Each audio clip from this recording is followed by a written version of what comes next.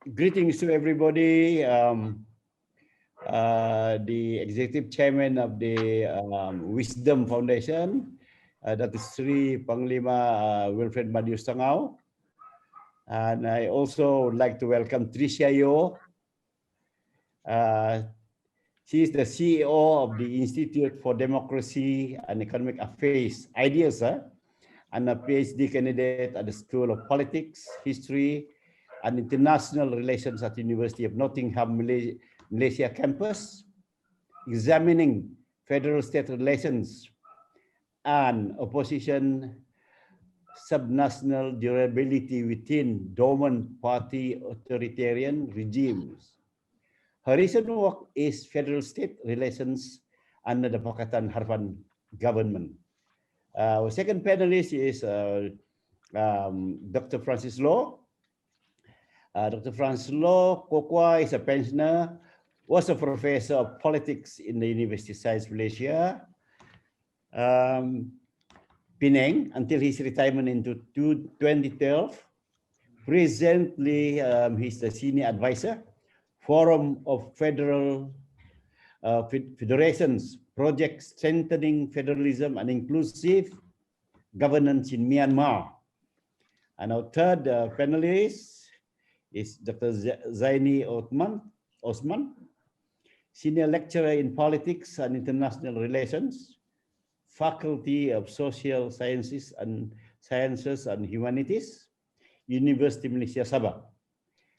Currently, he is conducting a study on identity politics among the minority community in Sabah and the reciprocal relationships among majority community under the Sabah Posabahan nuances and its impact on the strength of Malaysian federalism. Our last panelist is none other than Datuk Leong. Datuk Yap is a former member of the State Legislative Assembly of Sabah and a former cabinet minister of Sabah. He was the ex-minister of local government and housing in 1976 to 1982, and the Minister of Manpower and Environmental Development 1976 to 1979 of Sabah. He's a chartered accountant by profession with a bachelor degree in economics. And he's also one of, I think he's the one instrumental during the writing of the MA63 on the revenue growth grant. So he would be nice to listen to what has transpired at that time in writing the MA63. So welcome everybody. I would like to invite Datuk Seri Panglima Wilfred Madius to give his opening remark, and thereafter to invite Tricia Yeoh to present her paper. Thank you. Thank you, Dr. Nayan, our moderator for tonight. On behalf of Wisdom Foundation, I would like to welcome all the panelists. And I also want to express our gratitude and thanks to all of you for making time. Indeed, tonight is a very special occasion, very important to us in this Wisdom Foundation. Wisdom Foundation is this is a very young think tank. We were actually registered in 2016, but we have just transformed ourselves recently to Wisdom Foundation, and tonight is our very first webinar. And for this first webinar, we have chosen MA63 and beyond, a case for federal state relation for Malaysia. Now, we have taken this topic and we carefully selected the panelists because one of the agenda of this foundation is actually to promote the whole idea of decentralization as an instrument for governance in this country. Of course, we are a very small organization with a big ambition, to see, to catalyze change this to catalyze the decentralization in this country. Okay, MA63, as we know, a lot of people have been talking about this. Political parties talk about this. Before the election, more political parties are talking about it. Some of them even put it in their election manifesto. And various governments in the past tried their best to implement, but there have been various challenges. They have different levels and degree of achievement and things like that. The question in front of us is, why is it that we can't get this done? You know, okay, implement. We can listen to Tricia afterwards. What she's seeing, particularly in the previous government of the PH. But for us in Sabah, we would like to see how actually this MA63 eventually get done. How do we do this? The other part that we want to look at is this MA63, when we talk about state right, it's not necessarily Bornean or Sabah versus Malayan, you know, which is normally seen. It's seen to be a Sabahan versus the Malayan. You know, I have on various occasions when Francis was still with USM, even before he was retired, I have the occasion to attend some of his seminars and things like that. And I was pleasantly surprised that the various states in Malaya, Peninsular Malaysia, have their own situation of federal state relation. This is something that we should examine, you know, so that the whole idea of decentralization, the whole idea of whatever that we have agreed before, like MA63, could eventually be implemented. And finally, for the purpose of tonight, is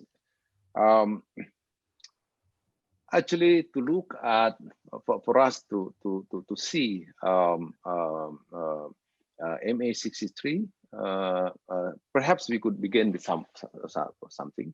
I'm sure, Tricia, I'm going to mention what are the things that has actually been done and been proposed and things like that. But what are the key things that are of interest for Sabah is, for example, revenue sharing. So tonight we start talking about this. Perhaps we want to see a sequel to this because this is something that of particular interest, I think, for people from Sabah and perhaps in Sarawak. Yeah. So maybe let's start with Tricia lah. Listen to her papers. Over to you, Tricia, with your paper.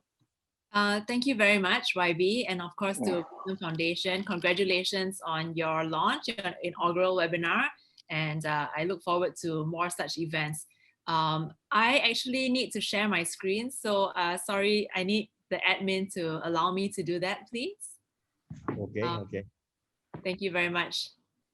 So in the meantime, I just want to thank you again for inviting me.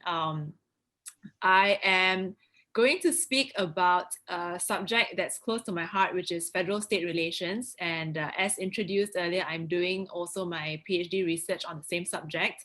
However, I'm not doing it specifically on Sabah and Sarawak, but federal-state relations more generally, and I'm also looking at more peninsular issues. However, having said that, research on federal-state relations is nowhere near complete unless you actually look into Sabah and Sarawak as well. And I do not claim to be an expert on Sabah and Sarawak at all, but I'm just looking at it from a federalism point of view. So with that caveat out of the way, let me now start sharing my screen.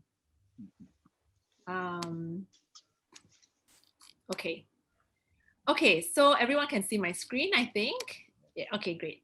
I am going to speak about actually a paper that I wrote, and I just want to acknowledge that this paper was actually under my visiting fellowship with IC's Yusof Ishak Institute, and that paper was specifically narrowed to the federal-state relations under the PH government, so under Pakatan Harapan government.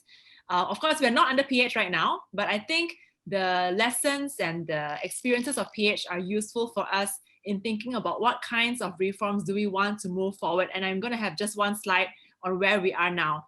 So I'm going to go straight into it. I think I've been given about 15 to 20 minutes. It's a long set of slides, but I will jump over some of the less important parts. So framing today's presentation, I'm just going to give background about Malaysia, of course, and then I look at PH, what they did. So the manifesto commitments, what they promised to do, and then what they actually did. And finally, I'll have some concluding thoughts about where we are now and where do we move forward from here. So again, this is backtrack to 2018, right? So this is not the current conditions. This is after the election of 2018, where the states were and which states belong to which coalition. So of course, we know that PH benefited a lot after the election.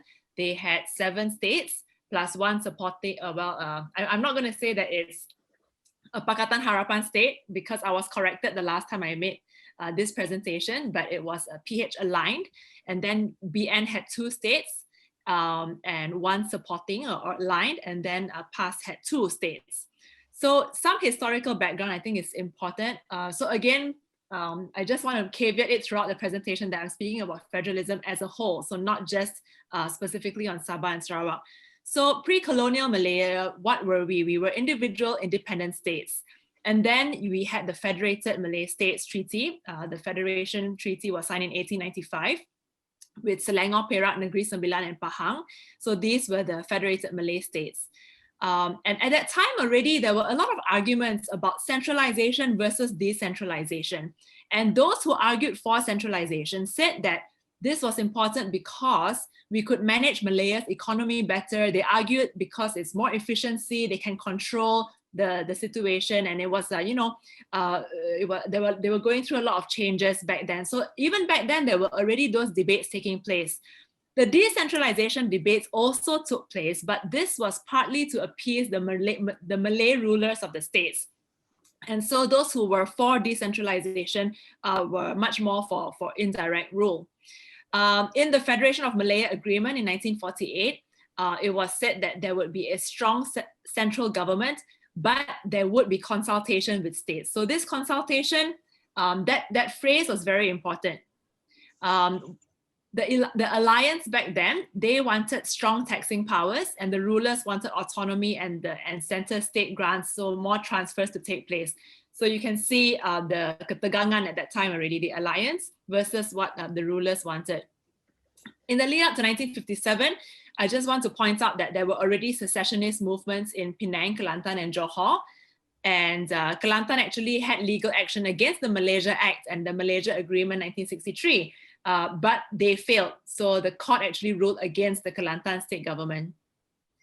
Okay, so what do we have? In short, we had a highly central, it's a constitutional federation in Malaysia, but it is a highly centralized one. So what were the further steps that led to the centralization? Local council elections were abolished when the Local Government Act was passed. The Senate's composition changed as well. So it reduced the state-appointed senators to the center-appointed senators. And of course, the federal constitution allows for things like the National Council for Local Government and National Land Council. These are actually supposed to be matters under state control. And the constitution also says that federal law will prevail over state law if there is any conflict between the two. This is just to show you, this is all in the constitution. It's I'm not doing much, it's just copy and paste. This is Schedule 9 of the federal constitution, and you can see that federal government takes control of a lot of areas of policy. The main areas like external affairs, defense for sure, but also things like education and health. And this is quite different from other federations in other parts of the world where education and health is a control of the state or the subnational level. So what happens here is that you have a very reduced role for the state, where it's only limited to, actually the main important things for state governments would be local government and land. Also, I have to exception here is that Sabah and Sarawak have slightly different arrangements compared to the peninsula, which I have not put down here, and I apologize for that. But all of this is in the constitution. It's very easy to look up. Okay, the grants. So there, I think what I want to say here is that it is only the capitation grant under the general grants column on the left that has a formula. Everything else is discretionary. So that's the only thing you need to remember from this slide. And also there are some exceptions. So there's the grants for Sabah and Sarawak as per Malaysia agreement, and for handing over territories in Kedah and Selangor. But many of the other grants are actually discretionary and conditional. So this is also different. So in countries like Australia or Canada, they have a strict formula for revenue sharing. And I think this is an interest of YB himself, who mentioned it in the introduction. And I can talk about revenue sharing later, because I have a lot of ideas for how we can reform that in the future. Okay, so we talked about centralized government. States cannot prevent constitutional amendments. This is very interesting since we are already in emergency now. Federal government can suspend state rights under Article 150. Yes. The federal government can amend state constitution if we are not compliant with the constitution. I won't read out every single thing, but the point is that what we've had for a long time is that, you know, with BN UMNO at the center of the federal government and all the policies that they rolled out since its existence, it was very difficult to extricate party and state. So all the years, people started to get used to the fact that federal government and party are one and the same, and they had tremendous powers to roll out all kinds of policies throughout the country. Okay, so Pakatan Harapan came in 2018. So what did they do? And of course, Pakatan Harapan was voted in on the back of so many different promises, and they tried to represent everything to everyone, right? And one of the important things that they also tried to represent was state rights.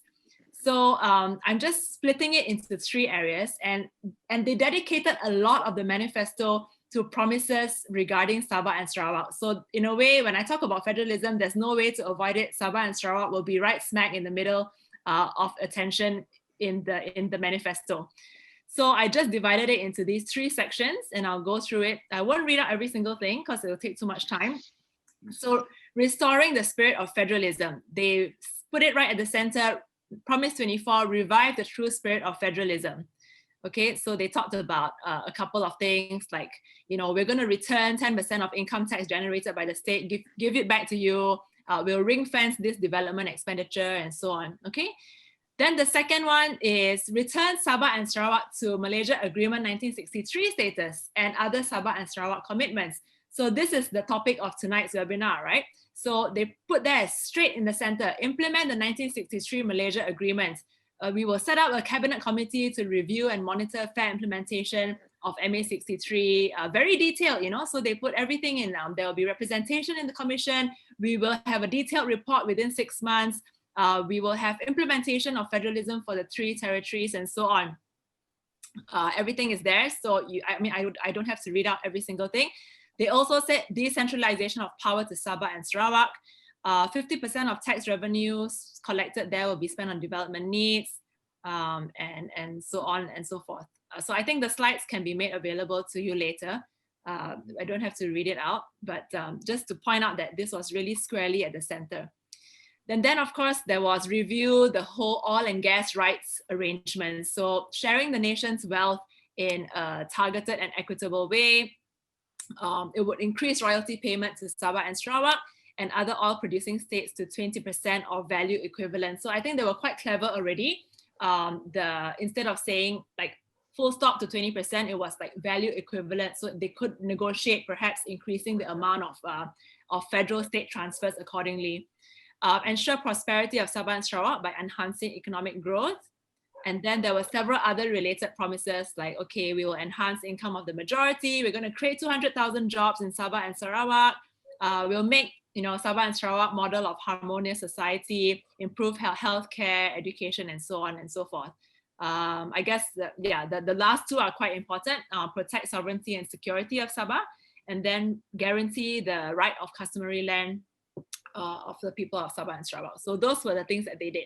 So what did they actually do? So this is the 3rd part of the presentation. They set up they set up a special select committee on states and federal relations. They set up a special cabinet committee on MA63, and then there were also several announced mechanisms. So I'm going to go through that. Okay, so the special select committee on states and federal relations, this is important because there has never been a parliamentary select committee on states-federal relations in Malaysia. So this was the first of its kind, as far as I can recall, at least in recent history. They included 2 opposition members there, so that was good, just as the way they did for the other PSCs. However, it was limited in scope and effectiveness, and there was supposed to be a final report due in March, but of course, we all know the government changed before the report was due. So I would love to see a copy of this report. I think it would be good for perhaps Ideas or Wisdom Foundation to call for a copy of this report, because we want to know what actually they did during that time. Okay, importantly, Special Cabinet Committee. So this is the one that was in the middle of all the news. So from what I understand, it was reportedly formed at the urging of 2 MPs from Sabah, the late YB Liu as well as YB Darrow Laking. This is what I understand. And so they did produce a report to the cabinet. And one of the things that they did, which garnered a lot of attention at the time, was to table the amendment to Article 1(2) of the Federal Constitution to restore the status of Sabah and Sarawak as equal partners. But it was unsuccessful because GPS did not support the constitutional amendment. So the reason they didn't do that, there were different reasons for it. I think one was that they were concerned that it would actually be more perfunctory and not in reality represent any true restoring of status. So that was one of the reasons given. So there were 17 issues that were reportedly resolved, including all of these things. Claims to export duties and so on and so forth. If you want the full list, you can refer to the paper. It's actually on the IC's website. And interestingly, state governments also supposed to receive half of all tourism tax revenue. So this is also very new. It's in a way an innovation of the tax system. But Sarawak claimed that they did not receive theirs because the federal government, so there became like kind of a tit for tat. Like federal government said, no, you have an outstanding debt to me. So you need to settle your debt of more than 2.5 billion ringgit first before I can consider giving you this half of the tourism tax. Okay, I'm just going to talk about some other observations during PH time. I try not to spend too much time. These are just 4 topics. Oil and gas, how the existing institutions were politicized and centralized. I want to talk about constituency development funds because it's not typically analyzed under federal-state relations, but it's very important. And finally, how did they actually benefit? So oil and gas, okay. So PH agreed to pay unpaid oil royalties to Kelantan and Terengganu, and there was some amount paid to Kelantan, some amount to Terengganu. And what happened after that? The Sarawak state government had also demanded for the 20%. And there was this big sales tax saga, if you remember, where Sarawak state government imposed a 5% sales tax and claimed 2 billion ringgit. And eventually Petronas claimed that that was unconstitutional. So what was interesting is that it was only after the PN government came into power that the federal government paid that sales tax, after the High Court ruled that both Sabah and Sarawak can make laws to impose sales tax. So I'm actually wondering, and this is probably a good time to ask, maybe we can talk about it later. If the High Court ruled that both Sabah and Sarawak can make laws, I wonder whether the Sabah state government has actually made that claim or not. So you can answer that later. So it was interesting. I mean, one of the observations that I had was actually Sabah at that time as a PH aligned or PH friendly state did not seem to demand as much, but perhaps making use of internal channels to redirect investments into Sabah. Okay, this is the second thing. This one, okay, I would say that this kind of institutions have existed as long as BN UMNO has been in power. So when PH took over, basically they didn't change anything. And this is the centralization of institutional platforms. So you have, these are just examples, there are more, but I just give you a few examples. So one is the Federal Development Office. Another one is State Action Councils. Another one is Federal Village Development and Safety Committees. You may know it in Malay, like it's the JKKK, but the Persekutuan version of the JKKK. And now it's changed to MPKK, and then you have the Persekutuan version of the MPKK as well. The point about all this is that there's duplication, because the federal government will always set up some institution in an opposition-controlled state because they want to make sure that the funds flow to the institution that they control politically as opposed to the state government. Okay. Against CDF. So CDF started all the way since in 1971, where the politicians can apply to do minor development projects. So anyone who is a YB here will know the whole thing, how CDF works. You apply to the ICU in PM's department, you will get the money. What PH announced at that time was that PH MPs would get 500K and BN MPs would get 100K. But actually, my research shows that there were a lot more allocated to PH. So not just 500,000, but much, much more, like 3.5 million. Some of them even said they received 4 million ringgit. So again, there's a discrepancy between what government gets and what opposition gets. And this is a practice that has been started all the way back since BN. It was nothing new. But the point is that it was perpetuated by the PH government. So this is just to show you the flow of where the whole thing lies. FDO comes under the ICU, and the CDF also comes under the ICU. And this is from different research that I have done in the recent past year. Okay, so the point is that there's duplication here. Okay, this slide, I just want to tell you that as long as you are aligned to a federal government, you benefit. And if you don't align yourself to a federal government, you don't benefit. So this is the political analysis. And this is also one of the fundamental reasons why we cannot get any reforms moving, because of this problematic system. So it's not about, which party or which coalition represents change, which party represents reform. It's that once you're aligned to a federal government, then you get better benefits. So you get to go to schools. The Penang Transport Master Plan received the federal government sovereign guarantee during that time. You have better relationship with agencies because you can resolve problems quicker. You can get your projects approved and all that. And all this is validated by interviews that I did as well. But interestingly, so this one is anomalous, right? It's anomalous because Kelantan and Terengganu at the time were under PAS, but it was under PH that PAS received the oil royalties, not under BN. And why is this? Maybe because they knew that they needed to win over the Malay rural support. There were other things. They had the Shared Prosperity Vision 2030, specifically targeting Kelantan, Terengganu, Perlis, and Kedah. ECRL said that the project was going to go ahead and it would benefit Kelantan, Terengganu, and Pahang.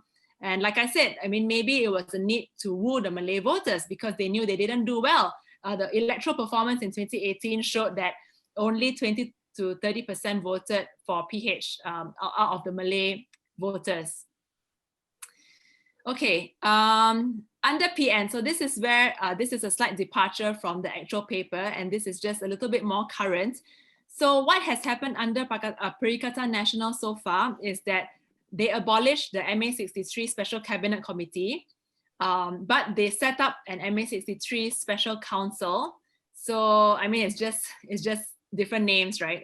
They have to probably make a show of abolishing something and setting up something new so that it can get into the news. And the three committees that were set up under this council, Constitution and Equal Status, Security and Illegal Immigrants, and Social Economic Matters, including the implementation of the 12 Malaysia Plan. So all this is just very recent. I think they had their inaugural meeting on the 2nd of December, just last month. And in the meeting, they said that they solved 3 issues: timber export duties and forest products for Sabah, Sipadan and Ligitan Islands in Sabah, and forestry issues. And there were other issues that have not yet been determined because they are still deliberating. The oil and gas one is the one that's normally very difficult for them to settle because it involves new laws and new legislation, new regulation, and so on. Unfortunately for researchers like me, I'm very sad because the new speaker set up 10 new parliamentary select committees, but state-federal relations is not one of them. So in a way, I think what I'm seeing is that Sabah and Sarawak will remain a priority to PN, but managing and resolving all the conflict and the problems with the states in Peninsula, that is not a priority. That's my observation. I also want to say that COVID-19 and the whole management from last year and this year is a very intriguing case study of federal-state relations in Malaysia. I have written another 2 papers on this. So if you're interested, you can go to my website, and I'm just going to end with this concluding slide. I will say that PH performance in federal-state relations was above average, but much more could have been done to ambitiously and permanently address long-standing issues, conflict, and overlaps. The PN government has faced resistance from state governments over COVID-19 management. If you remember last year, when the federal government wanted to roll out, open up the too violent there. Wanted to open up the economy, and they didn't consult with any of the states. The states actually said, no, I don't want to open up yet. I'm going to remain closed. And that was seen to be a constitutional, not a crisis, but it was an interesting constitutional moment. The federal government has failed to meaningfully consult on multiple instances. I don't know why they don't learn this lesson, because it could be very simple. You should consult the state governments before you decide anything about lockdowns or opening up. It just makes sense that way. And yeah, I just also want to say that the current emergency has implications too on the states. As I mentioned earlier in the introduction, Article 150 of the Constitution gives the federal government wide and far-reaching powers into state governments. They can actually take over policy-making powers if they want to. And long-term reforms are needed. I can go on 1 whole hour just on this alone, but you can talk about fiscal decentralization, selective devolution of powers, local council elections, reforming of the tax sharing system, evaluating the 9th schedule, and we can talk more about this, and I look forward to interacting with you. Thank you very much for this opportunity. Thank you, Tricia. After hearing all this, the presentation, I would like to give back to Datuk Seri Wilfred Madius for some response. Well, I think I would like to hear from Professor Francis actually, how he will react to the whole thing. But just before that, I just want to say the one question of Tricia there, because I was then in the state government. The state government actually made some amendment to some legislation pertaining to the sales tax of oil and gas. So we actually did that. We also amended the mining ordinance to empower the state government to what we call issue license for mining. That includes land and in the sea and etc. So yeah, we actually did that. Yeah, just a part. Okay, maybe I would like to hear what Francis had to say the whole Tricia presentation. Okay, over to you, Dr. Francis. Yeah, let me just share a few observations. Thanks, Tricia. That was very comprehensive. I wasn't so familiar, actually. I've heard snippets about what was going on in terms of the MA63 committee, cabinet committee that had been set up. And I think also you would realize that I've also heard that there was our Dr. Masli also had his own committee which was studying into educational reforms about the same time, but was really not shared with the other people. I think on our part, some of us submitted some of these recommendations to the Committee for Institutional Reform, that had been set up by the Pakatan government. And actually we got, got the short shrift. We didn't really, we were not entertained to the same extent. So they were not, seemingly not interested in this kind of revision, which required actually more comprehensive discussion and investigation. And I think actually that's part of the problem, because I think if you want to try to understand why in Malaysia our federalism is so awkward, which is so centralized, so unlike other federal systems, then actually we need to do analysis about how we ended up in this situation. And I think the first point actually is a constitutional design. Right from the word go, as you correctly indicated to us, at the point we set up the federal system, actually we already began to make sure that it was a very centralized system. And I think the states actually were more concerned about the status of the Rajas and Sultans rather than actually about sharing power. And I think that process did not devolve downwards right from the word go, except for Sabah and Sarawak, because they came in from the side, in 1963, and they fought for and got, greater autonomy than the rest. So I think that's one process. The second process for me is actually because of how Malaysia has been ruled by a single Barisan Nasional UMNO government for 60 plus years. And quite naturally, it has its consequences. And it is, although you change over government in 2018, actually we didn't unlock everything.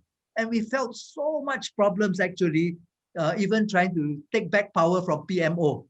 So it was such a tremendous, difficult process to try to, decentralize, devolve, to encourage democratization, bring back local government. So actually there were initiatives taken, but the process was in a sense, like a short-circuited, and actually at the end of the day, we didn't gain very much.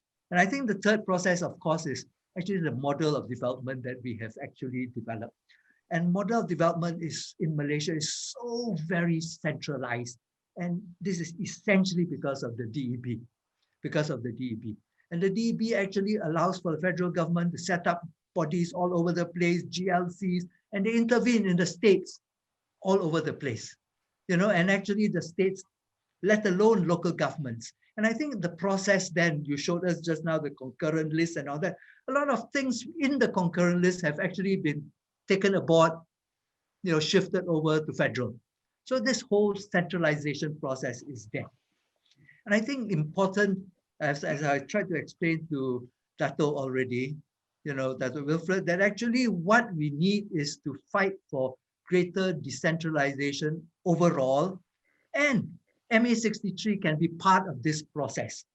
And the argument for this is actually not necessarily something to do with the specifics of the Malaysian case, is actually a global trend. The global trend is towards decentralization if you value democratization, and we are supposed to aspire towards greater democracy, so that there's more participation, so that people can actually, play a role in decision making. And also by decentralizing, you actually bring about more effective and more responsible governance, and development, which is actually more locally oriented, which can address local problems. And I think this is actually one of the things that we have to do, in whatever electoral platform that we have next time, actually look and fight for greater decentralization overall. And this is not something that's happening in Europe or Canada, or is actually happening next door. This has happened in Indonesia under Jokowi, after the whole, not just Jokowi, but since Reformasi. It's also happened in the case of the Philippines after Marcos was overthrown.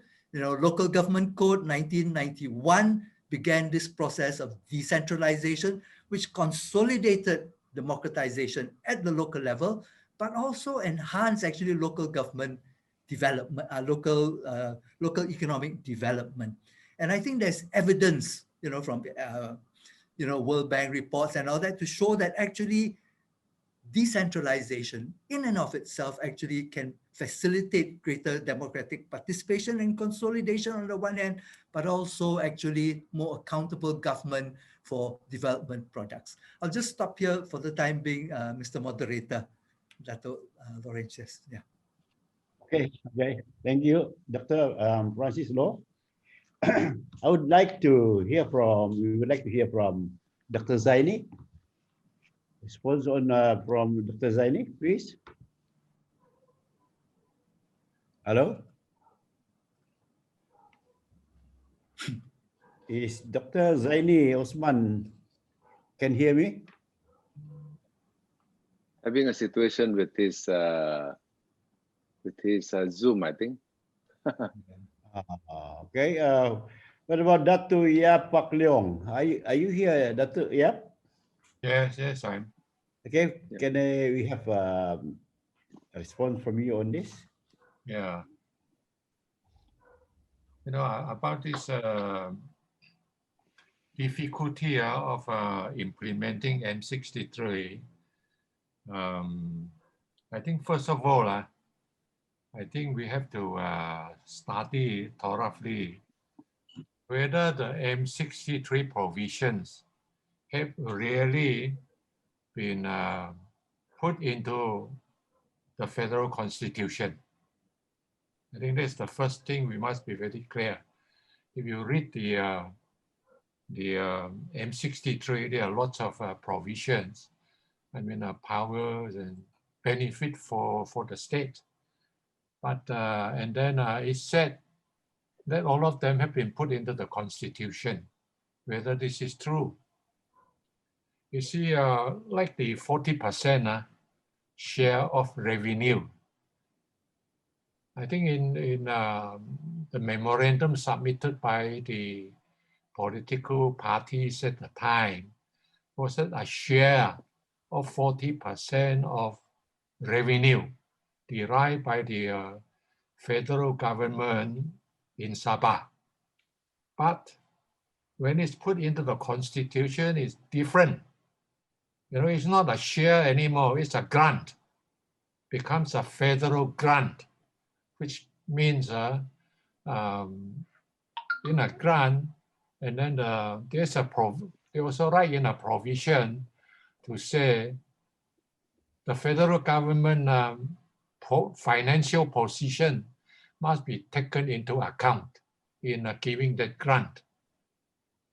And then another provision says, you know, if the federal government and the state government agree to do away with the 40% and have some other, replace it with some other revenue, then the 40% is gone. You see, this 40% was something which at that time leaders in Sabah want to be entrenched in the constitution. That is not to be altered. It's a share in a partnership, is a share, but it has been converted into a grant. And so I think this is one of the difficulties. Is why it is difficult for politicians and also the civil servants to implement it, because it is not it is something now which is not clear. So and then most of the politicians and civil servants do not know about the constitution. They do not know. You have to believe me. I talked to two permanent secretaries in the Ministry of Finance in the years back. I told them about the share of the 40%. They said they cannot find it. I said, you read the Constitution. They said they've read through the Constitution, but they do not find it. Why? Because they did not read the Constitution as they would read an insurance policy. You know, the Malaysian Constitution is like a insurance policy. A lot of little things here and there.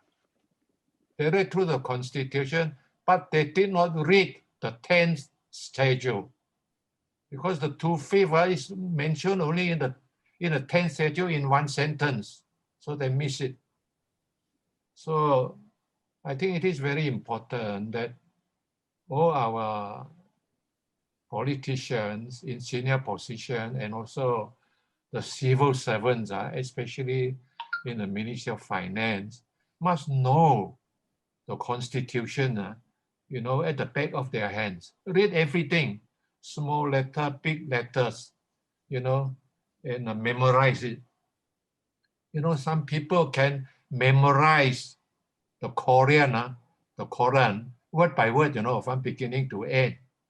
I think you should memorize also the Constitution. Every bit of it, study it, and then you will know better what has been provided. And then when you know what has been provided, only then you can implement. Otherwise,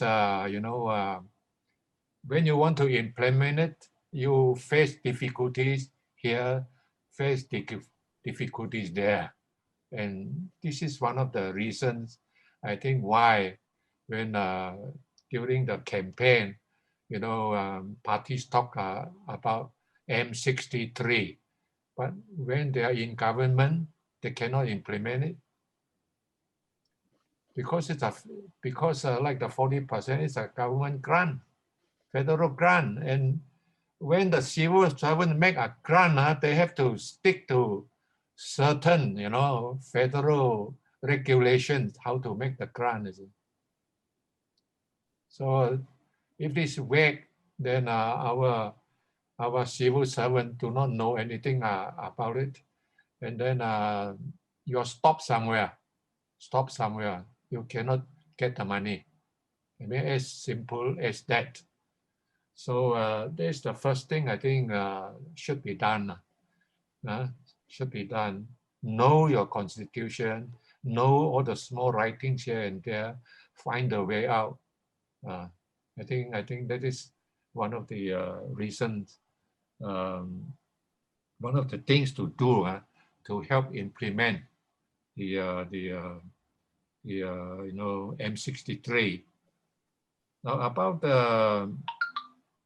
getting other states to support us 40%.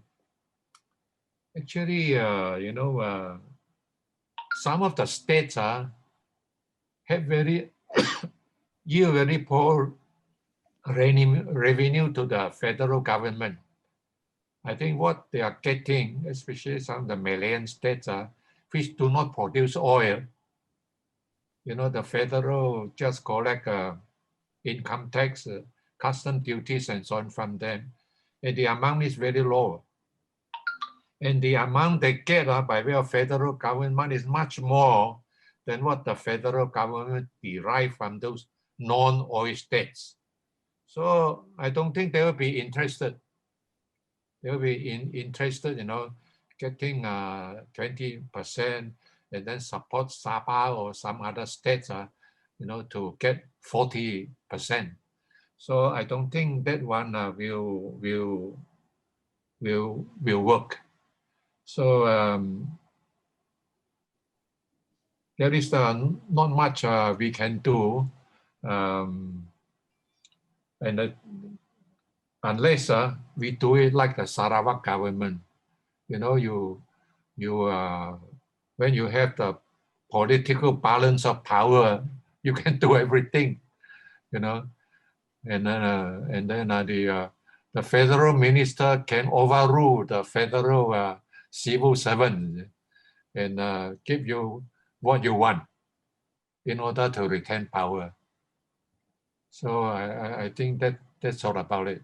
Thank you. All right, thank you, Datuk Yap. Is Dr. Zaini still not around?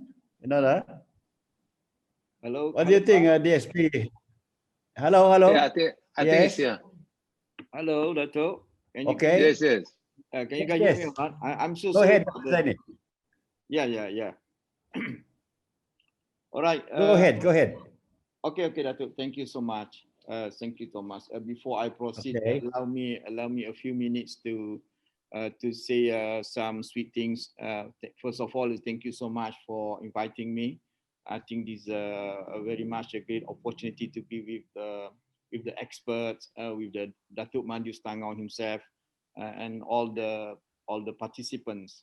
Well, I think as per presented by one of our panels just now earlier, Ms. Tricia Yeoh, is a very much clear that when we talk about the MA63 is a very much a long-standing issue, which is from my personal view, it shouldn't be an issue at all.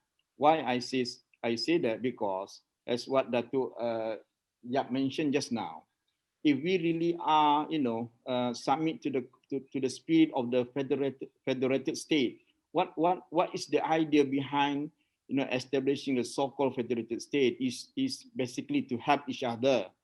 Now, if the Malaysian, for example, we are now in the 21st century, let alone to talk about what this concurrent list, the Jadual ke-9, for example, the state matter or the federal matter. But at the end of the day, when we look back into the history of the federalism in Malaysia, is a very much what Noam Chomsky says has a manufactured consent, something that has been presented to us, something that introduced to us to practice, something that this is the good thing, for example. So take it as a good chocolate, and then you guys can have a sweet time with that. At the end of the day, as Datuk Yap said just now, not many politicians, for example, not even a politician, I mean a public at large, they not even know what exactly the meaning of federalism, for example, let alone to read about the constitutions. So from very beginning, if we look at the nature, the way that the state in Malaysia is evolved, is a very much a party state system. The party is everywhere, up into giving the baja, up even giving to the tong biru and so on and so forth. They are everywhere. So if we can get rid of this kind of culture, then I believe, whether the state government or the federal government is in what we call in an opposition side, or in a very not in line with the federal government, then if we can really understand the meaning of the federalism itself, there shouldn't be any problem. For example, in the case of MA63, I totally agree with Tricia. This is not just only a matter of Sabah and Sarawak, or just like what Datuk Madius Tangau said earlier. This is not about Sabah and Sarawak. It's all about the federalism. It's about our country. So meaning to say that if people are really understand from the top to the bottom, that the concept of federalism is very much about, it's about the people, it's about the people interest, it's about the Malaysian interest, it's about the Sabah interest, it's about all the segment parties that involved within the federalism, or within the term of federalism. I believe that there will be no question about the issue of whether it is a 40% or 20% or 10%, or the revenue, or the sale tax revenue, and so on and so forth. Everything is in there. Everything is within the constitution. Everything is within the agreement. What we need now is what we call the true spirit of federalism. Let's go back to the true spirit of federalism. Then again, people will ask me, so this is very much a matter of real politics. I think Datuk Madius Tangau himself know exactly what is the meaning of the real politics. So to me, the real backlogs, the real obstacle behind all this long-standing issue is the culture of party state. Is the culture of party state. Be it during the BN, during the short term of PH, and now we have the PN. All came from the same point. They are all from the same, the same generation of elite politics that really crafted, that really tangle around with this particular long-standing issue. So if we can overcome this concept of party state within our system, I believe at least to a certain extent or to a certain level, we can move on to something real that people wanted to see. People don't want to hear. I don't think the public, in this time, or in this point of, or in this particular juncture, wanted to hear so many committee A, committee B, committee C. Whereas the issue about this federalism is already clearly stipulated within the constitution, has per mention within the Malaysian agreement. So it's a time of execution. It's the time to execute all the matters as per agreed by our forefather, by our independent fathers. So I think this is basically what I see from the identity politics point of view, from the people rights, and then as well as the the people plight with regard to their daily life is a question of party state. So I'm sure maybe Professor Francis can further further enlighten on this particular situation. The concept of party state is really embedded within our, not just only within our system, but also within the mind, the intellectual mind of our society. So basically, Dr. Nayan, for a start, for me to give a response, or perhaps to say something. First and foremost, I think what we need to look into before we talk about so many committees at so many levels, we need to address the situation of party state within our political system. Thank you. Over to you. Thank you, Dr. Zaini. Yeah. Okay, thank you. Sorry for the video. We are making amends on it. Okay, let me hand over this to DSP YB Wilfred Madius on the comment on this. Okay, thank you, Dr. Nayan. It's very enlightening to hear all the views. Very enlightening. But you see, having listened to all this view, it's very clear that we have to look at the superstructure of the whole governance framework of the country, right? Now, you see, when we took the perspective from Sabah, for instance, okay, Sabah is the poorest, okay, in terms of the development, things like that, we are lagging way behind, things like that, okay.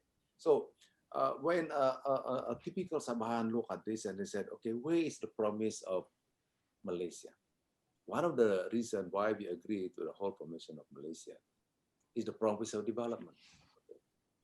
And the promise of development, okay, is also embedded in the whole MA63, but it's not happening.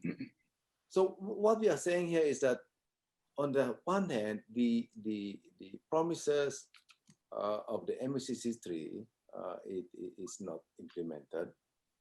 And at the same time, in terms of the whole delivery system of development, it's also not happening for us.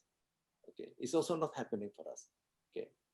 And that is why we have to look at the whole superstructure. I like the idea of what that we have idea. I mean, that politicians, senior civil servants should memorize, should understand. And this, yes, I think this is really is really true, and I think this is something that we need to promote and things like that. Okay.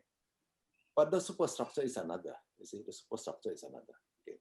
The whole idea of centralization versus decentralization. For example, assuming that we secure the 40%, okay?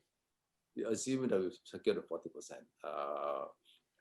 We retain 40% of what the federal collected in Sabah, okay, from Sabah. Okay. The next question is, will these 40%, all this money, will it be equally distributed to the various regions in Sabah? To Nabawan, to Pitas, to Tangau, to, or will it stay in KK, for instance? You see? So what it means is that decentralization is not just from Putrajaya to Kota Kinabalu, but it's also from Kota Kinabalu to the various districts. So again, we have to look at the superstructure in there. There are various forms that has been done at various levels of the government. For example, like regional development agencies and things like that. But when you look at, say, Sarawak, they retain this idea of the residency system. So you have Sarawak state government, you have the residency, and then you have the district office, and then of course you have the GKKs or MPKKs or things like that. I think this is one interesting thing that we need to look at. And then the role, like what Tricia is saying, there's some overlaps and things like that. Okay, and then of course then the role of the local authorities and things like that. I think this is the interesting thing that we need to look at. overall, like what Dr. Francis is talking about, that this is a whole kind of a global phenomenon, decentralization. I think for a while now, you know, I mean, for me, sitting in Parliament, debating in Parliament, and every time you're in Kuala Lumpur, okay, you can see all the physical development. Jalan raya bertingkat-tingkat, you know, in Kuala Lumpur and things like that. Back in the kampung, say here in Sabah, things like you find huge gap and things like that. So I think there is really an agenda for I mean, there's really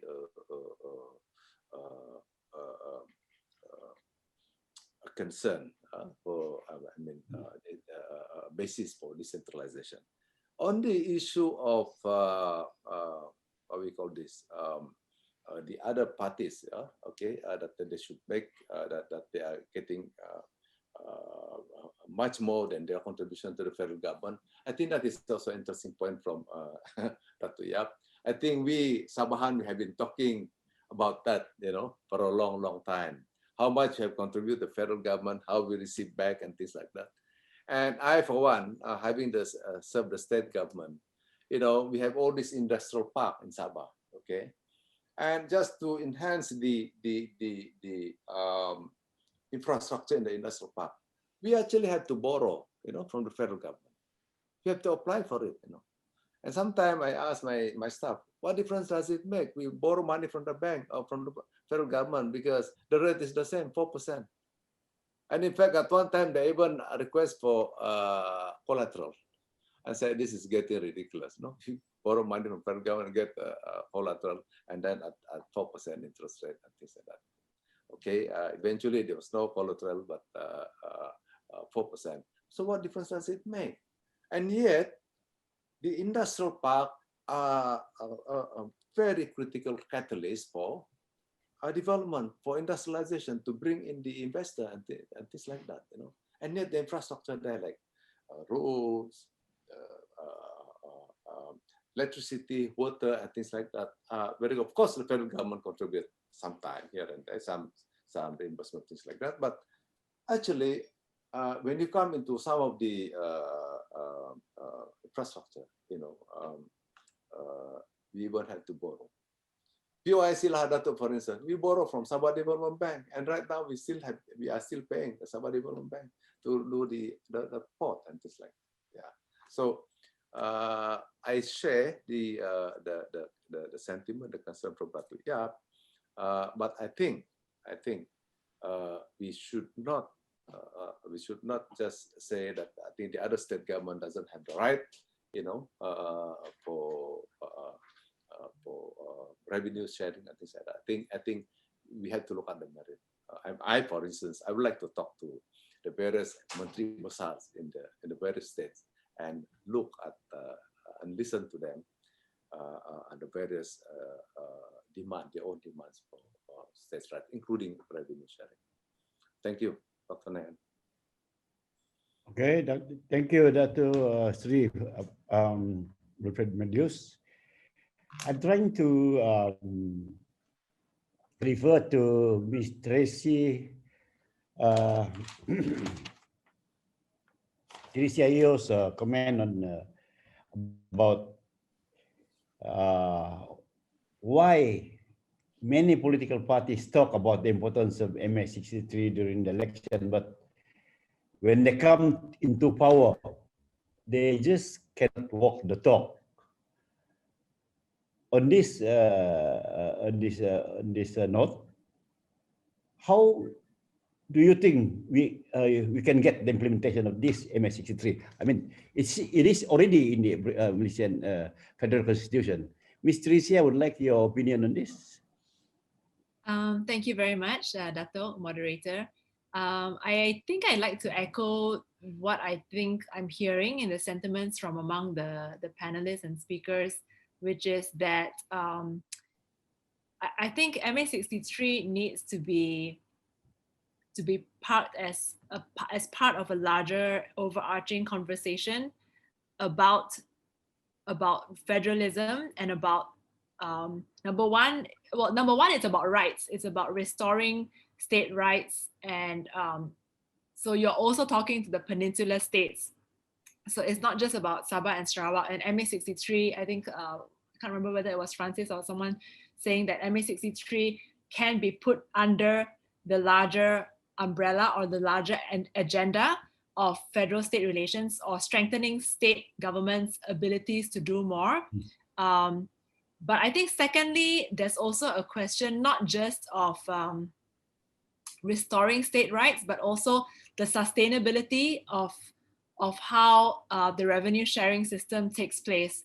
So I think YB has talked about the poverty and the urban, rural, and regional gaps that have existed for so long between the more developed states, say within Peninsula, and also not just Sabah, but actually looking also at the rural impoverished states within Peninsula. So the gap and the sustainability, because if you go back to the Constitution and the 9th schedule, where do the states actually get their revenue from?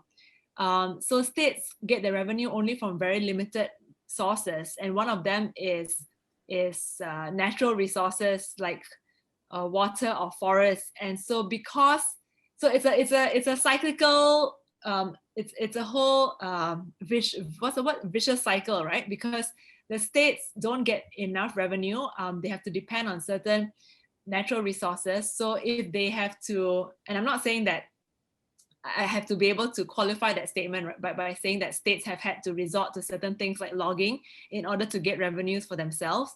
And that's because the revenue sharing system is not a sustainable system. And I don't know what the actual system should be, but it definitely should be, it should not be discretionary. It should actually take some kind of accounting and formula into place. And we're not alone in that respect. We can look at other federations and how they have crafted the formula so that politics goes out of the way. So the way in which the federal government disburses money down to the state is based on a formula that no matter which party comes into power, it doesn't matter who you are aligned with or who you're affiliated with, but that is the amount that you will receive regardless. So yeah, those two things, I think, parking it as part of a bigger federalism project, as well as making the argument that it's not sustainable to leave it like that. All right. Okay, Ms. Tricia, what about you, Dr. Francis Law? Yeah, I agree with Trish, but I just want to stress that it's not so much about federalism, because we already have a federal system, as we want a decentralized federal system. And this decentralized federal system, I mean, for me, when I started studying federalism, I didn't used to, but when I started studying federalism, I discovered that actually the Malaysian federal system is so unfederal system. You know what I mean? It's a contradiction there, because it's so centralized. It's even more centralized than a lot of unitary states. But in my process of trying to unlearn and learn new things, I discovered that actually India once upon a time was a very centralized system. And then it transformed itself into a more decentralized federal system. Likewise, in the case of Australia, they transformed themselves from very centralized systems to more decentralized system. But I also noticed that actually places like Indonesia and the Philippines and even Vietnam have actually begun to decentralize themselves.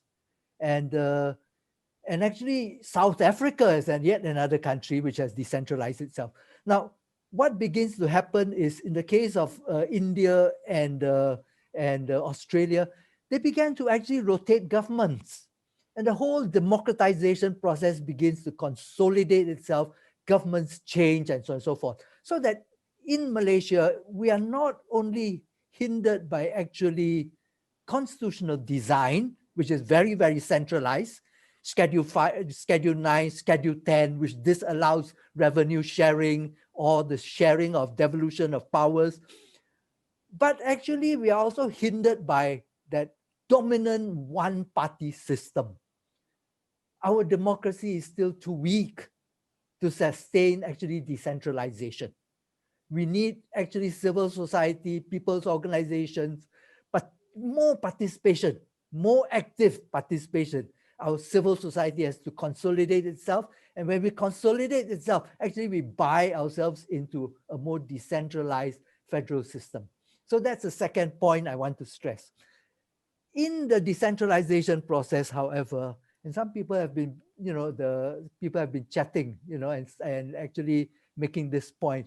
I think we need to, reconsider our constitution, decentralize, make the amendments. I don't quite agree with Datuk Yap when he thinks that it's so clear in our constitution that 40% of revenue must go to the states, as the case of Sabah, for instance. I don't think it's so clear in the constitution. I like to see and study that particular clause that he's talking about. Okay, to my mind, the federal government is not obliged to give us that kind of money, except in terms of capitation grant, in terms of road, the mileage of roads that you have within your system. I think otherwise, unfortunately for us, the constitution is very biasly against the states. Okay, so the second point I want to make then is the constitution has to be relooked at. The structure of political system has to become more democratized. But I think the third point is that actually we also need to decentralize the civil service. And at this point in time, federalization of the bureaucracy has been taking place. And so that state capacities are extremely limited, let alone actually local government capacities. So you have to actually decentralize down there. In Indonesia, when they did this process of decentralization, not only did they transfer jurisdictions to the local governments, to the regional governments, not only did they transfer revenue collection to the state governments, to the regional governments, to the kabupaten level and to mayorships, but they also transferred 2.5 million civil servants with technical capacities to local governments. So engineers were transferred down, planners, economists, architects, they had to move down. And this also took place in the case of the Philippines. They transferred revenue collection capacities to local governments. They transferred, actually changed the constitution so that these people could actually be in charge of various kinds of things. But they also transferred actually civil service down to the local level. So you need these three ingredients all the time. Jurisdictional authority to make the laws. Second point, and then for that you have to change the laws. Number two, you need to have, actually this kind of capacity in terms of revenue collection. And then the third point is actually civil service capacities at the local level. And I think this has actually explained for decentralization taking place in a lot of places. For instance, one of the most decentralized countries in the world is now Rwanda, because after the conflict situation, it began to actually amend all these things. Rwanda of all places, and South Africa, because they had this conflict. And for me, actually, Myanmar, as there's a dictatorship. It's slowly evolving itself into a more decentralized system because actually they had the capacity, they had the opportunity to rethink all these things because of this decentralization process that's taking place right now. Or if you are India or Australia, you actually, through politics, get rid of Congress, bring in new regional governments and all that. Or in Australia, they began to rotate governments and all that, so that actually you open the opportunity for these kinds of changes to take place. So, for me, again, very important, the constitution has to be looked into and amended. Capacities of government, civil servants, you need to build up capacity, local level, state level. Don't allow the federal government, which has been actually gasa everything all this time, for 30, 40 years since the NEP was designed. All the GLCs, they take over everything. They even take over sewage. They even take over, treatment of water and distribution of water. or public transport system. No, all these things have to be decentralized. For me, one of the most immediate things to decentralize is actually disaster management. For goodness sake, disaster management should be localized. So you know where the fire is and whether got jalan or not to go and put out the fire, or public transport systems. Why should the federal government be in charge of actually deciding on issuing of licenses to taxis, school buses, factory buses, and determining the route that you should be taking? This should all be decentralized. Or the problems with span, in Sarawak, Selangor, or in Penang, you just heard, isn't it, that we're not going to have the iconic ferries crossing the channel to carry people, because actually the federal controls Penang Port Commission, not the state government. The state government wanted it to be privatized to themselves. No, they privatized it to Prasarana, which decided, no, it's too expensive. We're not going to run your ferries anymore. So that kind of public transport, ferry systems, river transport should all be locally licensed and determined. So for me, these are some of the changes that need to take place. MA63 should absorb all this. Then we will come along with you all the way. Datuk. Yes. Okay. All right. Thank you, Dr. Francis. Can I, Dr. Zaini, are you still around here? Yeah, Datuk Nayan. Yes, I'm still around. Dr. Zaini? Yeah. Yeah. Okay. All right. There's a comment from Francis just now, Dr. Francis. Any response from yourself? Well, I think. Any comments? Yeah. I think what Dr. Francis said just now is very much, things that I think that we need to seriously think of. And then something that really, really reflects what is exactly going on, or what is really actually going around with our federal system. That is a very much, things that are now happen on the grounds. But above all, as I said earlier, this as far as the Malaysian politics is concerned, I think Datuk Sri Panglima Madius perhaps can correct me if I'm wrong. The political elite are very much at the center of everything. They the one who really determine whether it can be A, or it can be B, or it can be C or D, or otherwise. So same things go with the question of federalism. If everybody have really put up something about for example political will or political literacy, or something that Datuk Sri Panglima mentioned about the superstructure, we need to really really recorrected, perhaps give a realignment of our superstructure, the way that we perceive federalism, in what kind of federalism, for example, that we want to pursue as far as the Malaysian political development is concerned. I think before we go to the very petty and to the very detailed matter of A60, for example, we need to recorrect the big player in this particular situation, which I refer to the political elite in Malaysia.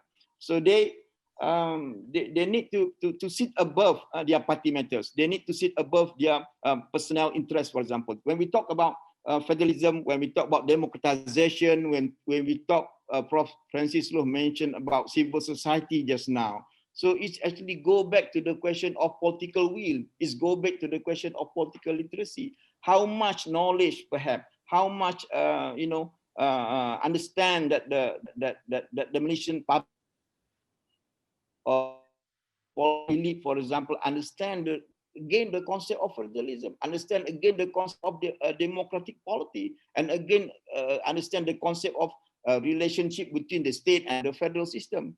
So these are the things that I think we need to readdress back. These are the things that I think we need to, to really put into the on the table among the elite, among the public. So we need to, whenever we have the election, whenever there is a PRK or pilihan raya kecil around, then especially in Sabah, in Sarawak, or in Semenanjung, then again the primordial element of primordial sentiment is there. People are talking about the Malay rights, people are talking about safeguarding the Sabahan, safeguarding the Sarawakian. But at the end of the day, after the election, after the post-election, all these things are disappear, just withering away, just like something that is the false promises. So I think Malaysia, we have a problem of we claim that we are democratic society, but again, the way that we execute ourselves is actually the opposite of the democratic polity, the opposite of the democratic society. So this is a matter that we must put into a concern that we really need to address ourselves. The question of party state, for example, the question of what is democracy all about, the question of what is election about. Do we ever ask the public down there, what do they mean by election, for example? What do they mean by political party, for example? So these are the matter that I think we need to really put into concern before we go to the question of this is MA63. So it's all go back to the question of superstructure. We please do not try to mislead the public. Sometimes we has been ruled by the same political elite for many years, for more than 6 decades, if I think. So this is something that will not work if we do not address this superstructure element.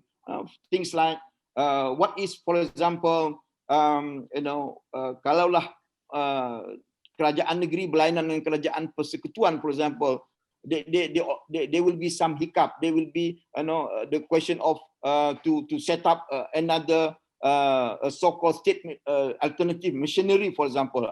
They call it Jabatan Pembangunan Persekutuan. What kind of a move is this? So this is, I think, we need to correct not just only the political elite in Malaysia, but also we need to enhance the political literacy among the within and among the society, so that they really have to have a proper understanding on the concept of federalism itself, let alone the concept of bigger perspective of democratic polity. So I think Dr. Nayan, if you want to see MA63 to really put into a matter of operational, we need to readdress this question of superstructure. That is my view. Thank you. Okay, thank you, Dr. Zaini. I must get this. There is a question from one of the viewers, and it is directed to all the panel speakers.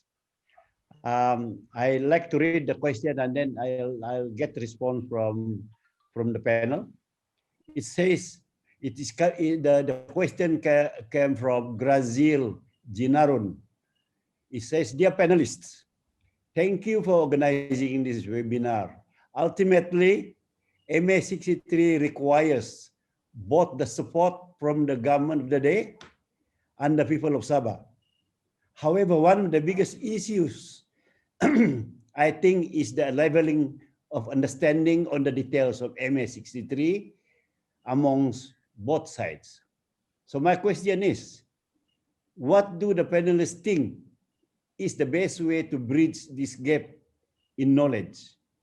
Also, it seems that a lot of people views the MA63 issue as an issue that every Sabahans relate to.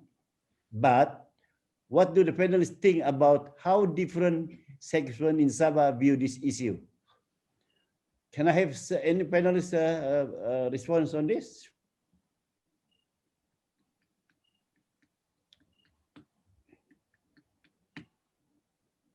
Datuk Seri, would like you start? Okay. yes, there is certainly a gap of understanding of what MA63 is all about. And it's essentially because it's not even within the school curriculum. Say for student, a typical Malaysian student studying history, for instance, it's not there. Okay. Prior to this, there was more talk about 20 points, for instance, 20 points memorandum, you know. But Datuk Yap will agree with me that the 20 points agreement is the, it's just a memorandum, but which was submitted, which eventually went into the IGC, and then of course the Malaysian agreement and things like that, you know. Okay, for some of it went into eventually the federal constitution. But what I'm saying is that in terms of education, it's not part of us. It's not part of the Malaysian history. So what I would like to see is that when you talk about nation building for Malaysia, okay, this basic, very important foundation for the formation of Malaysia, which is MA63, must be part and parcel, must be something that is that must be part of the education system. You know, that's to begin with. That's why when Datuk Yap is talking about, okay, you must memorize this, you must read the constitution, and things like that. But you see, if it is not there in our education, not part of the education system, then this is where the problems are. We are doing our part a bit, and things like our webinar tonight. More could be done to educate and get the people to read about this instead of just, you know, just see it as MA63 and not knowing what are the, you know, what are the components of the MA63s, what are the commitments of federal and state government, things like that, and then whether it is in the federal constitution, whether it's in the state constitution, things like that. I think these are some of the things that I think that need to be done. I agree to the concern that, yeah, we talk about it, you know, leaders talk about it, various political parties talk about it, but actually there exists a knowledge gap, you know, within the community itself. So that's my take. Okay, thank you, Datuk Sri. What about Datuk Yap? What is your comment?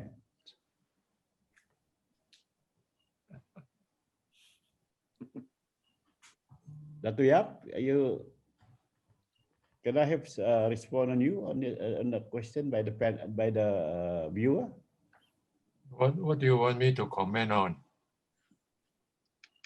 You say that this thing is the best way to bridge this gap in the knowledge. They're saying that the people of Sabah, the biggest issue is that leveling of understanding of the details of MA63. Yeah. Well, first thing. And then they said that. First thing, M63. Have you all read it? Yeah. When I haven't read it. I read part of it only. Now, if I have a copy, probably I'll read it. I do not know. I know only roughly what is in M63, and that's what most people are in that situation. You know a little bit about it, but not all of it. So I think first thing to do is everybody get a copy and read it, have seminar on it. What it is it? What is the intention? What are the feelings? Very important. The feelings of the people on it. Not only the words and so on, you know, but the feelings. What is the trend? What is the intention? This is very important. If we just look at the words, word by word, it may not be meaningless. But how does, for example, M63 reflect the feelings of the people of Sabah and Sarawak and also Malaya, you know, in various things? Because feelings are important. It's a summary I mean, of what you read, what you understand, you know, what you interpret. If the feeling is that M63 means there should be decentralization, then there should be this decentralization. Because if that is the intention of the leaders, and that's the intention of the people of Sabah and Sarawak and also Malaya, then Malaya should look more after itself. Sarawak should also look more after itself, and Sabah should more look after itself. If M63 indicate that, then we should decentralize. Because the M63 is made up not only by one party, it's made, you know, by the British, by Sabah leaders, Sarawak leaders, Malayan leaders, Singapore leaders. I mean, this is I mean, why did Singapore leave Malaysia? Why? Have you ever thought about it, asking that question? Why?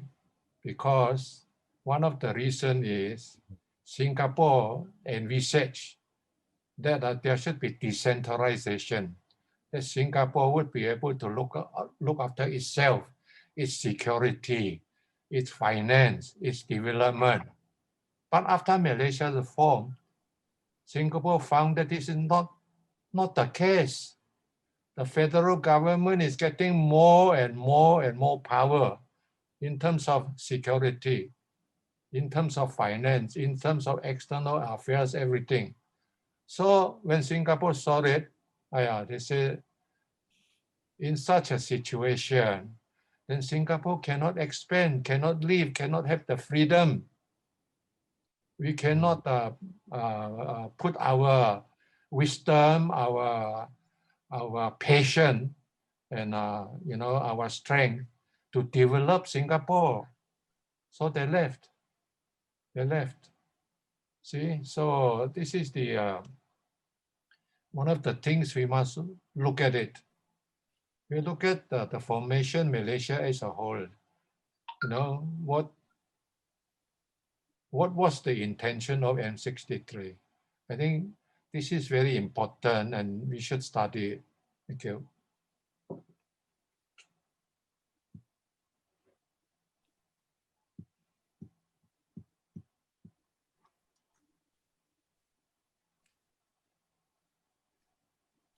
I just, in 1965, you know, when Singapore left, Tun Fuat Stevens immediately came to say that, hey, we must look back, reinvestigate the MA63 agreement and the 20 points, you know, and yet again in 1967, when his party was kicked out of Barisan, the Sabah Alliance, he also demanded actually we should be re-looking at these kinds of issues. But actually, the momentum was actually against him. Things were already centralizing so fast. And, you know, and I remember even Tun Mustafa, when for, you know, because the transition, he was very, very close to Tunku, but not to the new leaders. And he also called for a relook at these kinds of changes that had been made.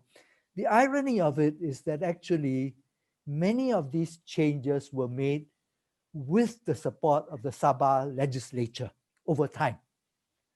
You know, and so these changes to the agreement were actually supported by Sarawak political elites themselves, not least during Tun Mustafa's time. So a lot of the provisions about 20 points and all that, which was, you are absolutely right, was not a legal document, but had official status. Actually, these things were changed with the support of Sabahans themselves. So actually, it's virtually impossible to reverse these changes now. They have been amended. they have been changed with the support of Sabahan leaders. So for me, actually, this is the conundrum that we face. How do we reverse this situation? We cannot hearken back to an agreement which has already been amended. We cannot hearken back to 20 points which have been reduced to maybe 5 points left. You know, a lot of these changes have taken place. So this is water that has flowed under the bridge. And in a sense, then we have to start anew. And my proposal actually is that we actually work as not necessarily Sabahan, Sarawakians, or Penangites, but we work as Malaysians together. And the momentum is towards a decentralization. A decentralization which actually will enhance democratization and people's participation in this democracy on the one hand, but also a development process that actually prioritizes local communities, you know, and makes sure that government is, you know, enhances, promotes good governance. And actually, when you decentralize in this way, you know, actually you tap into this local knowledge that ordinary people, that actually local officials have over above people in Putrajaya or people in KK to help the development of Kuamut or Kota Marudu and all that. You know, people actually, local level people have a special knowledge. So we want to build into this. But like I said, you know, this process can only take place if you do a constitutional amendment, if you actually transfer capacities downwards, but also you allow for revenue to be shared at all levels, not just at the central where, and I mean, the ridiculous thing that has happened is actually, you know, during Najib Razak's time, actually the PMO became so massive. Things became so actually centralized, and we have to reverse this entire process and bring it down to, you know, the local level again. So for me, actually, a very important ingredient in all this is bringing back local government and bringing, you know, bringing back local government elections and enhancing local government in addition to actually state autonomies. Yeah. Thank you, Professor Francis. Since Miss Tricia is going very soon, I would like her to give a comment on this. Before you leave. Thank you very much, and I apologize if I have to leave soon. I think I just wanted to say again that I think Prof. Francis is very inspiring, and I think everything that he said reminds me of the reason why I started my research in federal-state relations in the first place. In fact, he invited me a very, very long time ago, many years ago, to one of my first sessions and workshops. I think it was organized by the Forum of Federations. So that began my journey, so to speak. Okay. But I think everything that he said can be kind of represented by this principle, which people in federalism know it's the principle of subsidiarity, which is the principle that a central authority should have a subsidiary function performing only those tasks which cannot be performed at a more local level. Essentially, you do what you can do at a local level. There's no reason for that particular power or authority to be given to a higher level above that particular level if it can be all handled and it can be done. So I just want to like kind of preempt some of the naysayers out there, because some people, and I've talked about this a lot, and a lot of people will always say things like, oh, it cannot be done because number one, the local governments don't have capacity. And if you look at the condition of not just the local governments, but the state governments in some of the smaller states in Malaysia, cannot lah, tak boleh, because they don't have the capacity to do it. You hear this a lot of time. What my response to that would be is that once upon a time in the past, in the history of Malaysia, we have had that capacity. The capacity was taken away. And because the capacity was taken away, that is when it became like a kind of, you know, when you don't use your muscles, then your muscles get weakened, right? In the same way, that happened as well. Because the local governments and the state governments did not have to perform those duties and those responsibilities, that is precisely when their muscle was taken away and they don't exercise it. So they don't need that kind of capacity. So if it has to happen simultaneously, right? It has to be like, okay, these are the commitments that I can give to you, and you can therefore run with it. But I think I like what Francis also said, that when Indonesia did it, they took account of that need, and they made sure that they transferred all these civil servants downwards.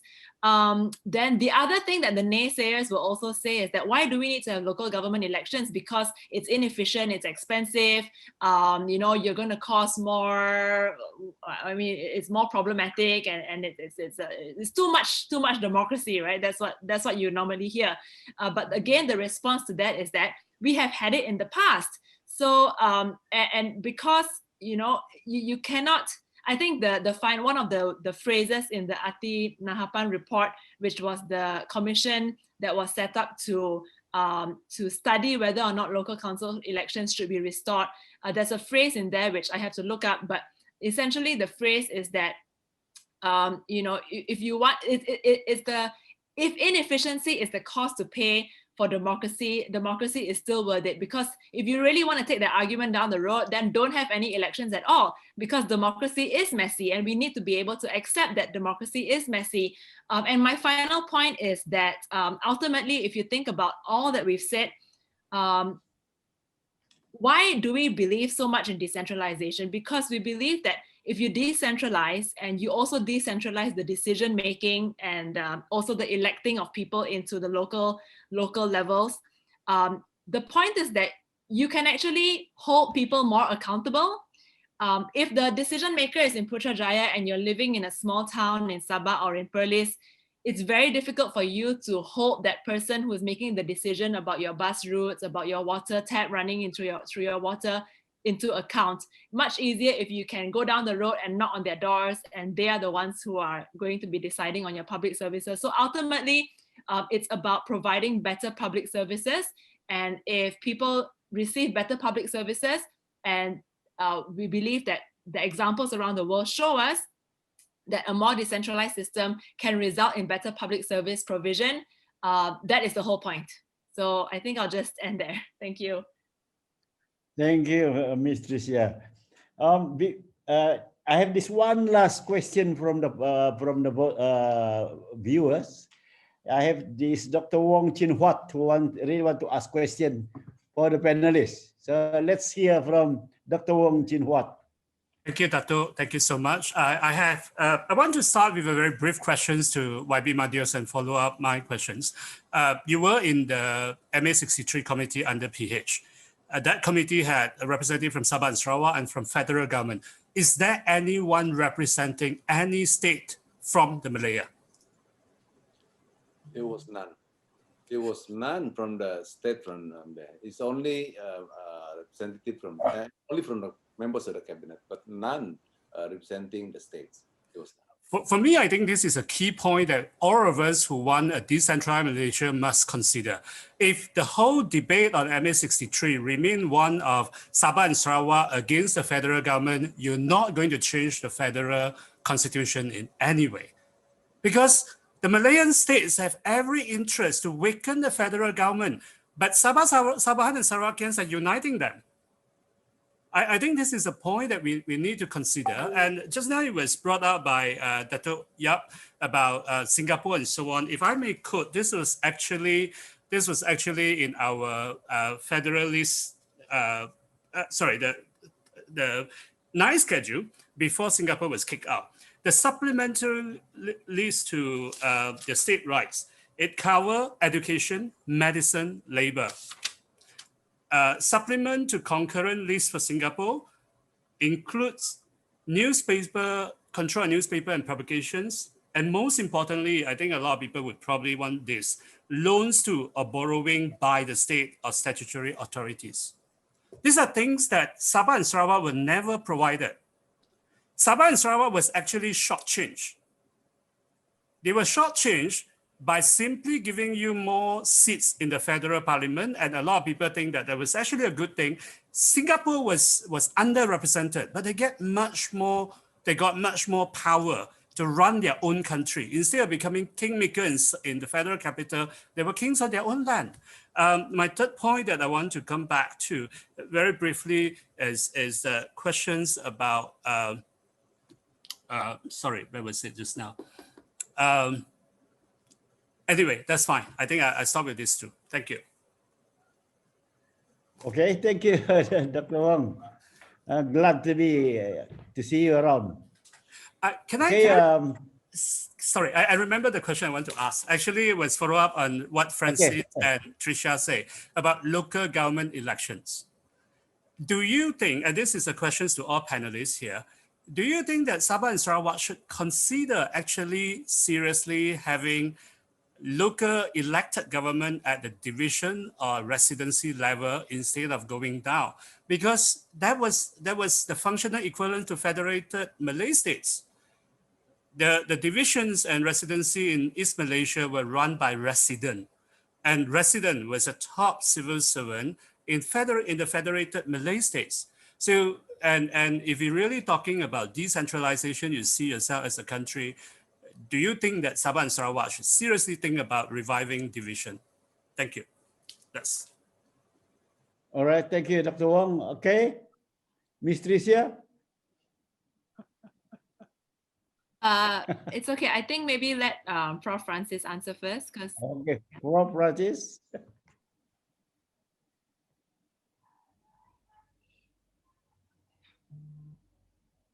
Unmute. Can I give a response? Can I give a response? Yes, please. Yeah.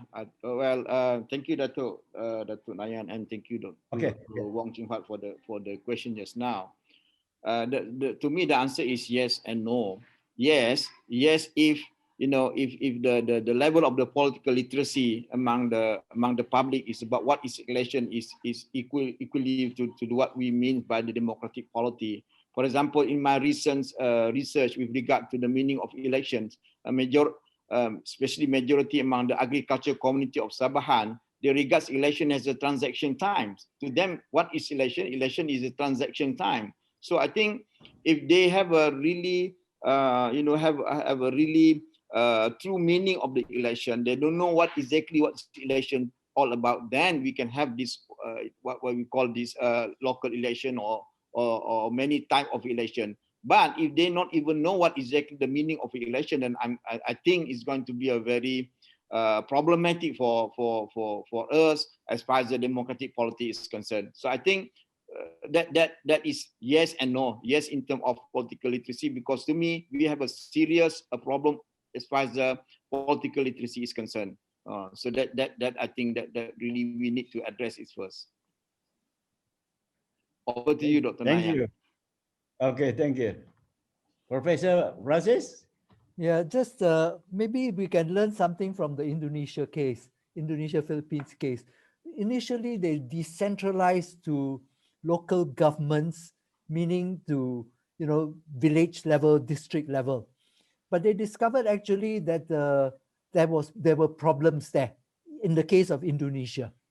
So Indonesia then began to amend the law and brought it back up to the regional level, because again, the people at the bottom were not really ready for this, and a lot of kelam kabut, and there was an overlapping and this misunderstanding of the distinction between regional level with kabupaten level and also with the at the desa level. In the Philippines, however, they decentralized down to the local government level, and it was very successful because actually in the Philippines, people had become very politicized and during Marcos's period, and they actually came out to participate very, very actively at the local government level. So it's, it's actually, I would think that it's to be left to the wisdom of people in Sabah and Sarawak to think that actually to understand how low do you want to take it down. And at one stage, you might start with the residential level, but for me, residential level is too huge still, too huge, and it's too colonial. I don't like that notion. I think it should come down to a lower level, but not necessarily at the, at the level of the BPD or, the Badan Perwakilan Desa. Maybe it don't need to be at that level at all, and In Penang, for instance, even if you have if you bring it down to the level of the MP Majlis Perwakilan at the Seberang Perai and the Pulau, it's too huge. On the other hand, you know, it's too huge to just have 2 for the whole country, for the whole state. You know, whereas in Selangor they've already divided it into very many more, you know, local authorities. You know, 20. I mean, I'm not sure, Tricia, what's the number? 20 or so. Whereas in Penang is we only have 2, you know, local governments, and for me that's too little. On the other hand, you know, so it's the principle is actually to decentralize, but where does it become more appropriate? It depends on, you know, the people at the state level for them to determine.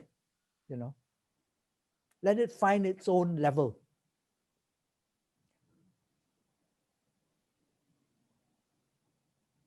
All right. Yeah, that's all I have to say, Datuk. Okay. Thank you very much, Professor Francis. Well, the time has exceeded actually. Yeah. We have, yeah, we are coming to a conclusion now. But before I conclude, I would like to invite Datuk Seri YB, Datuk Seri Wilfred Madius, to give a closing remark on this webinar. Thank you, Dr. Nayan. I would like to thank all the panelists, especially the paper from Tricia. I think that has triggered the discussion. But the discussion is very, very rich, and we find that at the end of the day, I think the agenda for decentralization is there. There are very strong basis for decentralization. How we are going to do it, at what level, I think this is for the people to determine at the end of the day. Yeah. The other part that I want to say, this is from Wisdom Foundation. Okay? This is inaugural webinar that we have. I want to share with our friends here that we would like to have this on a weekly basis. Today is a Wednesday. Perhaps next week there's another and things like that. We're going to have it on a regular basis. I noticed that today we only have less than 100 people with us, but we hope that there'll be more people with us in the future. Yeah, and for all my learned colleagues in the panel, thank you very much. I think you have made the day for us, and Dr. Francis especially. I mean, with your immense knowledge, you know, in-depth knowledge on federalism and things like that. Of course, from Dr. Zaini, we have benefited also from Datuk, who is a practitioner in the field. I mean, he was involved right from the very beginning of 1963. He was a minister of local government and things like that. I think we have benefited a lot. And yeah, are you still around, Tuong Jinhuat? Thank you for the for the question. Yeah. So to all friends out there, yes, you'll see more, you'll hear more of us after this. And to the rest of the panelists, thank you very much for your participation tonight. Thank you. Okay, thank you, everyone. Before I conclude, I would like to thank again all your contribution, your thoughts, your recommendation on certain issues, and all the issues that has been deliberated tonight. In particular, I would like to thank Ms. Tricia for your enlightening presentation. I also like to thank Professor Francis for your sharing for your experience. Dr. Zaini, I'm sorry of the video. It may not be good, but we can still we did manage to get you back. And Datuk Yap, thank you very much for being with us. We really appreciate all your sharing, sharing of expertise and your whatever you shared with us tonight. And I hope to see you all again and next time around. Thank you very much. And good night to all. Thank you. Good night. Thank you. Good night. Good night. Thank you very much. Thank you. Stay safe. Yeah. Thank you very much.